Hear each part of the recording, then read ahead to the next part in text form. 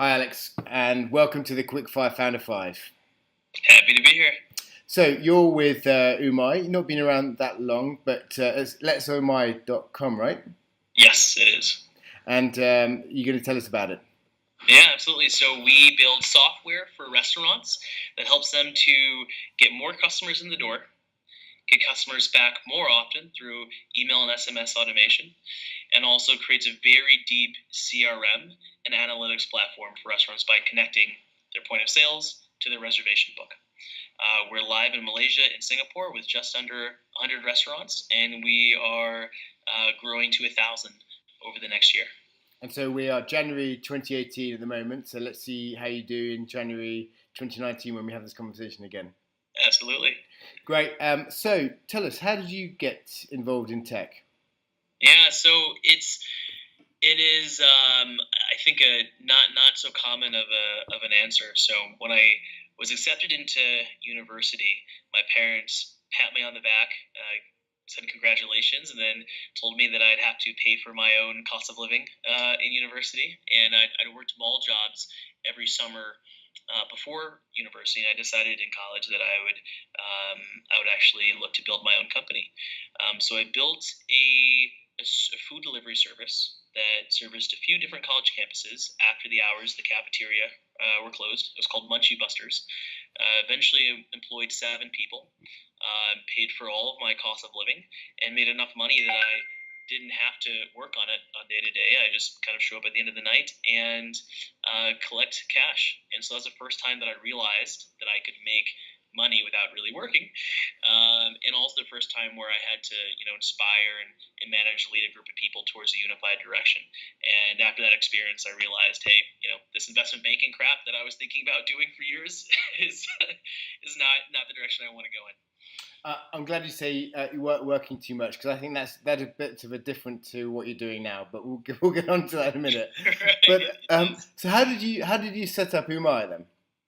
Yeah. So I'd like to give the romantic story that we sat in a room, came up with an idea, and in day number 10, it was a multi-billion-dollar company, but that wasn't the case. So Mai came from a previous failure.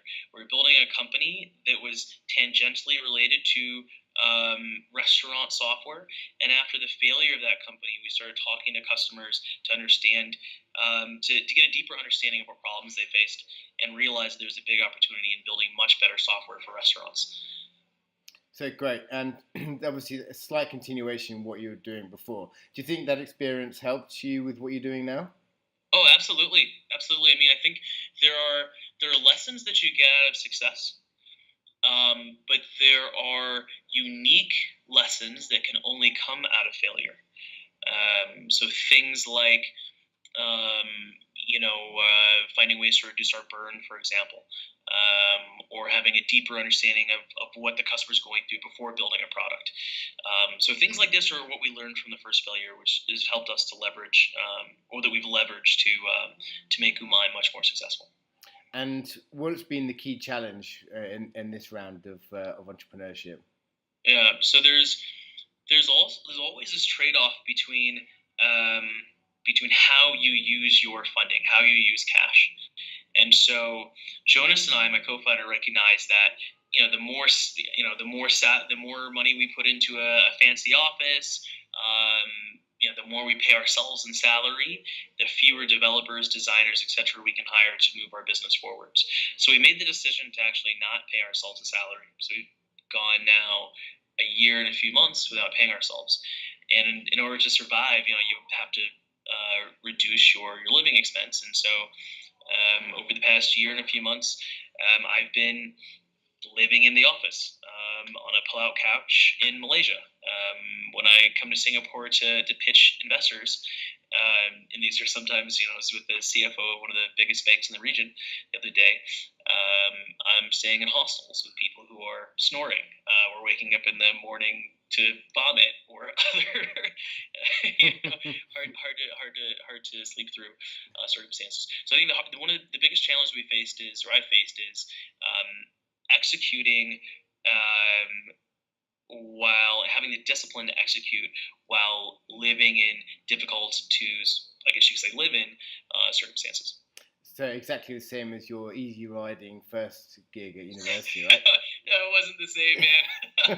Yeah, I think that jaded me. I thought I could just make money in my sleep, Yeah, and that's what entrepreneurship was, and it's yeah. it So, hasn't been the case. so what in that case? What keeps you inspired to get off your office couch every morning? Yeah, so I think it's two things. It's the challenge. I think in order to be happy, people need a challenge that is worthy of themselves. And I don't think that I would be I don't think that I could find a challenge that's great working in a corporate company. So that's one. Then second, it's the unlimited upside. Feels like founders don't really talk about this very often because it's maybe a less inspiring reason to start a company. But I like the idea of um, I find motivation in knowing that there's a financial return in the sacrifice that I make, and the hard work that I put in the small wins that lead up to larger successes. So it's both the challenge and also the financial upside. Yeah, I think most founders would agree with you. It's just sometimes it's funny, isn't it? It's not the done thing to say so, but Yeah. there's an awful lot of sacrifice, and not many Right. people would do that for the fun of it. Right. So, talking of upside, or maybe not so big companies, which tech firm around the world would you have started if you could have chosen anyone, big or small? Yeah. Yeah. I would say LinkedIn. So I love spending time thinking about the intersection of design and growth. And so there are some companies where design plays a critical role in how the thing grows. LinkedIn is such that in order to be successful, the company has to reach a certain level of scale with a certain amount of speed. And growing for them meant encouraging users to invite other users, and then also to some extent creating this interactivity with the platform. And so they came up with a lot of really interesting hacks to get the company to reach the scale. And those, again, they had to think through how do I create a user flow that gets users to invite more users, etc.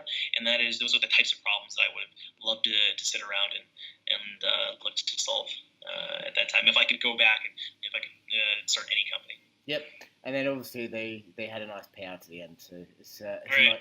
a good process and a good ending. Brilliant. Yeah. Alex, thank you very much for joining us. That's letsumai.com, right? Yes. And good So luck. if you're a restaurant owner and you're watching this video and you have a penchant for amazing software, go to www.letsumai.com. Fantastic, good shout out. And let's see you in 1 year and see if you've reached that 1,000 restaurant barrier yet. Probably over. Okay, take care. Probably 1,000. We'll see. Good luck. Thanks.